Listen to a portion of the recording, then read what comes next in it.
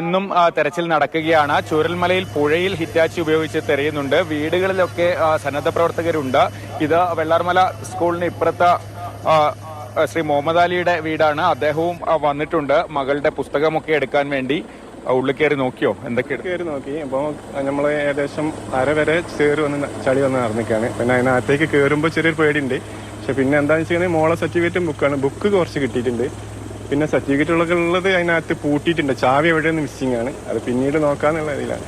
കഴിഞ്ഞ ദിവസം മോൻ വന്നിട്ട് സാധനങ്ങളൊക്കെ മോന് വന്നിട്ട് അവന്റെ ലാപ്പ് ഉണ്ടായിരുന്നു. പിന്നെ അവന് ഒക്കെ കിട്ടി. അതൊക്കെ കിട്ടി ആ സർട്ടിഫിക്കറ്റ്. പിന്നെ നമ്മളെ കുറച്ച് ഡീറ്റെയിൽ ഉള്ള കാര്യങ്ങളൊക്കെ നിങ്ങളുടെ മറ്റു രേഖകളൊക്കെയോ ഡോക്യുമെന്റ്സ് ഒക്കെ കിട്ടിയിട്ടുണ്ട്. അതൊന്നും മിസ്സിംഗ് ഇല്ല. വേറെ എന്തെങ്കിലും നാശനഷ്ടം ഉള്ളിലെ ഉപകരണങ്ങളൊക്കെ ഒക്കെ പോയിട്ടില്ല. സാറ് കണ്ടില്ലേ അതിനകത്ത്.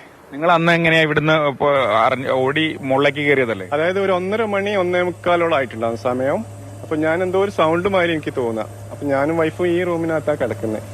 അങ്ങനെ വെളിയിൽ വന്ന് നോക്കുമ്പോ ഡോർ തുറന്ന് നോക്കുമ്പോ വെള്ളം ചളി ഈ റോട്ടിലേക്കൂടെ ഇങ്ങനെ പോകുന്നതാണ് കണ്ടത്. ഞാൻ തിരിഞ്ഞ് ബാക്കിലേക്ക് ചെന്നപ്പോ സീറ്റ് എല്ലാം പൊളിഞ്ഞിട്ട് അതിലേക്കൂടെ ചാടാൻ ഒരു നിവർത്തിയില്ല.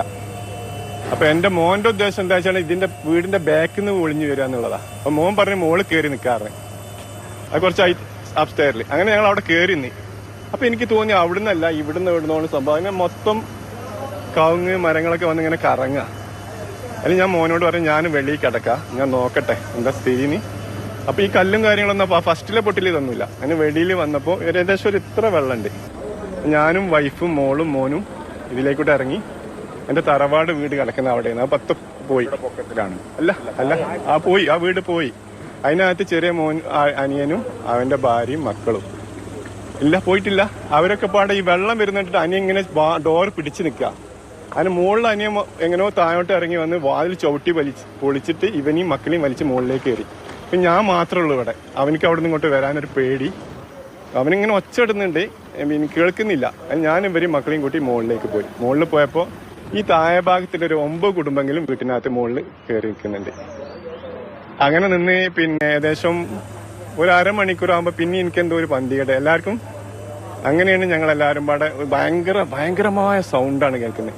അങ്ങനെ ഈ കുന്നിന്റെ മുകളിൽ സാറാണ് നോക്കിയാൽ കാണാം. ആ കുന്നിന്റെ മുകളിൽ അവിടെ കയറിയത് ഏകദേശം ഒരു 2 മണിക്കൂർ. മുകളിൽ എത്തിയോടുകൂടെ മഴ ഭയങ്കര സ്ട്രോങ് ആയി. കുടയില്ല, ചെറിയ മക്കളാണ്. ഒരു 7 വയസ്സായ കുട്ടി, ഒരു 9 വയസ്സായ കുട്ടി. പിന്നെ അനിയന്റെ ഭാര്യ പ്രഗ്നന്റ് ആണ്. അവളൊക്കെ എങ്ങനെ കയറിയെന്ന് ദൈവത്തിന്റെ ഒരു അനുഗ്രഹം കൊണ്ട് മുകളിലെത്തി. ഫാമിലിയിൽ എല്ലാവരും അന്ന് കുന്നിന്റെ മുകളിൽ കയറി. എല്ലാവരും കയറി മുകളിൽ നിന്ന് ഈ മൊത്തം വന്ന് എല്ലാവരും മുകളിൽ നിന്ന്. അങ്ങനെ നിന്നതിന് ശേഷം അവിടെ നിൽക്കുമ്പോഴും നമുക്കൊരു മനസ്സിന് സമയം. ഇതിന്റെ സൗണ്ട് കൊണ്ടാണ് ഒരു പേടി. ഇത് ഇനി അങ്ങോട്ടും എത്തുമോ എന്നുള്ള ആ ഒരു ഭീകരത. പിന്നെ അവിടെ നിന്ന് ഒരു 5 മണി വരെ. അതിന്റെ ഇടയ്ക്കുള്ള രണ്ടാമത്തെ പൊട്ട് വന്നു. അതിന്റെ ഇടയ്ക്കാണ് ഈ പൊട്ട് വന്നത്. ഈ സൗണ്ട് കേട്ടിട്ടാണ് ഞങ്ങൾ വീണ്ടും മുകളിലേക്ക് കയറി. ഈ രണ്ടാമത്തേലാന്ന് തോന്നില്ല നമ്മുടെ ഈ പുഴയുടെ സൈഡിലൊക്കെ ഏറ്റവും കൂടുതൽ പ്രശ്നങ്ങൾ ഉണ്ടായത് രണ്ടാമത്തേലാണ്. ഈ ഭാഗം മൊത്തം പോയത്.